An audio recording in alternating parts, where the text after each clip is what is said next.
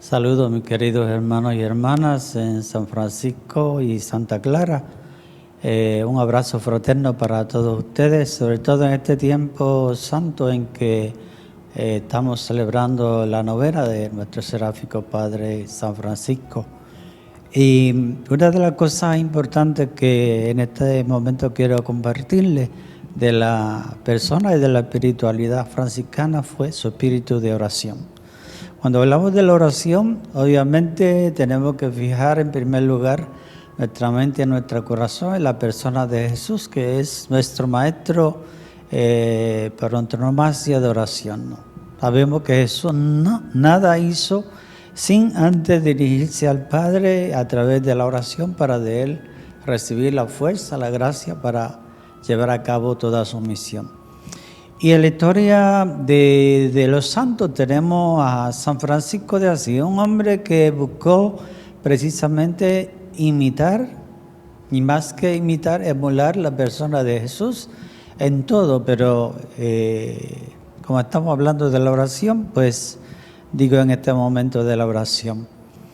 Si usted piensa, mi querido hermano y hermana, si alguien le pregunta ¿qué es la oración? Pues sin duda alguna tendríamos que decir en primera instancia que orar es comunicarse con Dios, hablar con Dios.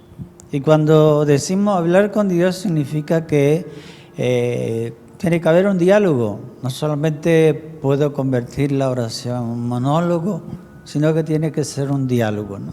Hablo a Dios y me callo para que pueda escuchar la voz de Dios, que generalmente cuando vamos a Dios, pues hablamos demasiado y no le damos la importancia que tiene el hecho de detenernos para escuchar lo que Dios siempre tiene que decirnos a nosotros. Porque siempre Dios tendrá que decirnos más de lo que nosotros podemos decirle. De hecho, Dios conoce mucho mejor todo aquello que le presentamos a través de la oración. Pero ¿qué es la oración en sí? Fíjese, alguien llegó a decir que la oración es como el aire a los pulmones. Si usted, si yo no logramos respirar, significa que vamos desde luego a morir, ¿no? Cuando lo vemos desde la perspectiva espiritual, si yo no oro, si no hablo con Dios, si no dialogo con Dios, si no voy al Señor a cada instante, en los momentos difíciles, en los momentos en que todo me va bien, si yo no hago de mi vida una de oración, pues significa que algo está pasando en mi vida, ¿no? Es trascendentalmente importante que usted y yo demos tiempo a la oración. Y más que darle tiempo a la oración, pienso que tenemos que hacer posible que en nuestra vida toda tiene que ser oración. En la vida de San Francisco, uno de sus biógrafos llamado Tomás de Celano, cuando él describe la vida de oración de Francisco, fíjese lo que llega a decir. Francisco de Asís no era un hombre de oración, sino que era un hombre hecho oración. Y hay una diferencia grave, una diferencia del cielo a la tierra en ser oración, en ser hombres y mujeres de oración y en ser hombres y mujeres hechos oración. De hecho, todos nosotros somos hombres y mujeres de oración porque oramos. Sea poco, sea mucho, oramos. Sin embargo, necesitamos hacer que la oración en nuestra vida se llegue a ser una que a todas las personas con quien hablamos, con quien compartimos, realmente puedan ver esa chispa espiritual que a través de la oración podemos emular, y no solamente emular, sino transmitir a los demás, ¿no? Orar es hablar con Dios. Orar no es otra cosa de que yo identificarme con la persona de Dios, ¿no? Por eso cuando oro Mi mente y mi corazón tienen que estar íntimamente unidos porque no puede haber distracción en medio de la oración. Cuando realmente yo oro para que mi oración sea escuchada, necesariamente tiene que haber eso que decía ahorita, una íntima relación con aquel a quien me dirijo, es decir, con Dios. La persona de Dios, la persona de Jesús, a María. Por eso en este santo tiempo en que estamos dedicando estas reflexiones en la novena de San Francisco de Asís, les invito a que tratemos de imitar siempre a Jesús. Y uno de los mejores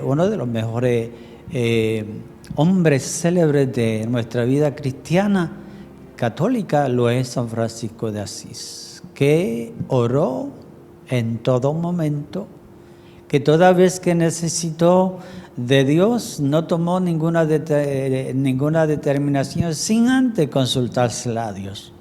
Que así también sea en nuestra vida, que siempre que vayamos a hacer algo, aunque estemos seguros de ello, presentémoslo a Dios. Sobre todo en la oración constante y diaria, hagamos que mi vida, su vida, nuestra vida se convierta en oración para que de esta manera podamos hacer posible que la oración no solamente agrade a nosotros, sino que rinda honor y gloria al Dios de la vida, a nuestro Padre Celestial. Que Dios me los bendiga a todos. Oh San Francisco, que recibiste los estigmas en la Averna, el mundo tiene nostalgia de ti como ícono de Jesús crucificado. Tiene necesidad de tu corazón abierto a Dios y al hombre, de tus pies descalzos y heridos, y de tus manos traspasadas e implorantes. Tiene nostalgia de tu voz débil, pero fuerte por el poder del Evangelio. Ayuda, Francisco, a los hombres de hoy a reconocer el mal del pecado y a buscar su purificación en la penitencia. Ayúdalos a liberarse también de las estructuras de pecado que oprimen a la sociedad actual. Reaviva en la conciencia de los gobernantes la urgencia de la paz en las naciones y entre los pueblos. Infunde en los jóvenes tu lozanía de vida, capaz de contrastar las insidias de las múltiples culturas de la muerte. A los ofendidos por cualquier tipo de maldad, concédeles, Francisco, tu alegría de saber perdonar. A todos los crucificados por el sufrimiento, el hambre y la guerra, ábreles de nuevo las puertas de la esperanza. Amén.